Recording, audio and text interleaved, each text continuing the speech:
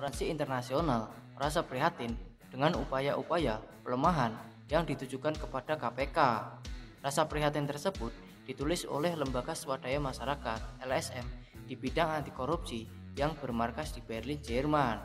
Dalam sebuah surat terbuka untuk Presiden Joko Widodo, surat itu tertera pada tanggal 1 Juli tahun 2021.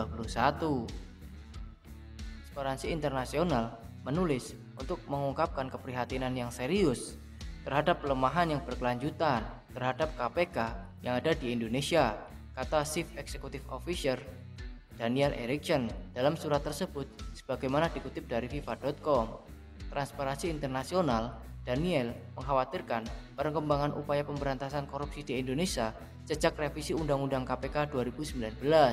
Padahal, menurut Daniel, KPK sudah efektif sebagai organisasi anti korupsi sebelum adanya revisi tersebut. Selama 2 tahun terakhir, kita melihat ancaman berkelanjutan terhadap independensi dan keberhasilannya, kata Daniel. Selain itu, ia juga menyoroti masalah asesmen tes wawasan kebangsaan atau TWK pegawai KPK. Dia mengaku sangat prihatin dengan adanya langkah pemecatan terhadap sejumlah pegawai KPK yang berintegritas. Pemecatan itu, kata Daniel, sangat bertentangan dengan pernyataan Presiden Jokowi. Lebih jauh, hal itu juga bertentangan dengan komitmen anti korupsi yang sudah diteken di Indonesia. Ini sangat bertentangan dengan Jakarta Principle tentang Anti-Corruption Authorities, dan kami menyorot sebagai perhatian utama dalam evaluasi TI baru-baru ini tentang komitmen anti korupsi Indonesia, ujarnya. Oleh karena itu, Transparansi Internasional meminta Presiden Jokowi menegur pimpinan KPK dan membatalkan pemecatan terhadap pegawai lembaga anti rasuah tersebut. TI meminta Presiden Jokowi menegur komisioner dan membatalkan pemberhentian pegawai KPK. KPK yang kuat, efektif, dan independen sangat penting untuk pertumbuhan dan pemulihan Indonesia yang berkelanjutan dari pandemi COVID-19.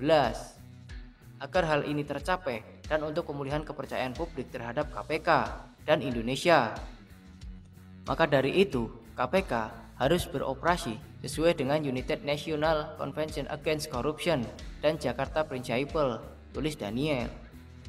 Dilanjut, Transparansi Internasional dalam surat itu mendesak Presiden Joko Widodo menggunakan kekuasaan eksekutifnya untuk memulai pembalikan reformasi yang dinilai semakin rusak.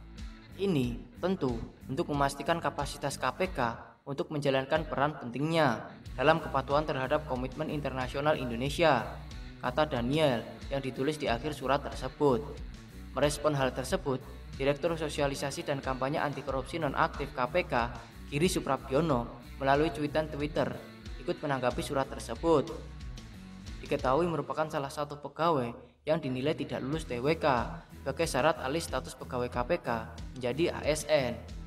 Lembaga yang berpusat di Berlin bersurat ke Presiden Jokowi, tanda bahaya alarm pemberantasan korupsi di Indonesia.